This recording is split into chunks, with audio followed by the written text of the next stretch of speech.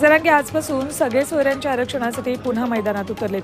जरांगे 3 दिवसांच्या दौऱ्यासाठी रवाना झालेत. धाराशिव, बीड, सोलापूर, नांदेड जिल्ह्याचा ते दौरा करणार आहेत. या दौऱ्यात जरांगे मराठा बांधवांच्या भेटीगाठी घेतील.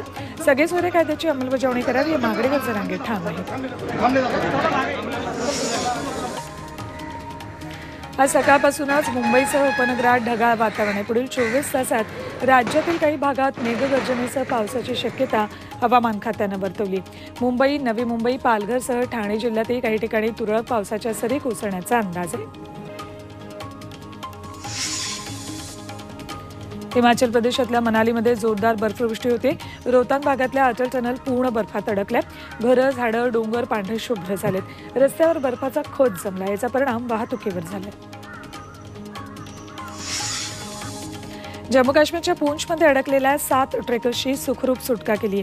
या भागात जोरदार बर्फवृष्टी आणि अमृत नोनी आर्थो प्लस ये एक प्रूवन फॉर्मूला है। इसमें मौजूद नोनी फल के गुण और आयुर्वेदिक जड़ी बूटियां शरीर को जरूरी पोषक तत्व देने के साथ साथ हड्डियों और जोड़ों के घिसने, उनमें होने वाले सूजन और दर्द को रोकने में मदद करता है। दर्द मुक्त जीवन के लिए अमृत नोनी आर्थो प्लस। हिमस्खलनाच्या घटना घडतात.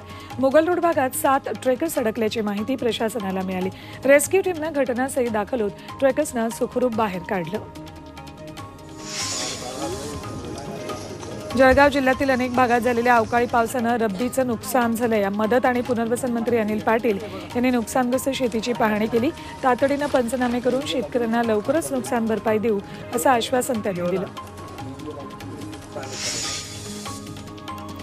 केंद्र सरकारनं अंशतः कांदा निर्यात बंदी उठवल्यानं शेतकऱ्यांमधील असंतोष वाढलाय. कांदा उत्पादकांच्या व्यथा मांडण्यासाठी कांदा रथ काढण्यात आला. नाशिकच्या सटाण्यातून निघालेला हा रथ देवळा तालुक्यात पोहोचलाय. सटाण्यातील व्यंगचित्रकार किरण मोरे आणि शेतकरी संघटनेनं हा चित्ररथ तयार केलाय.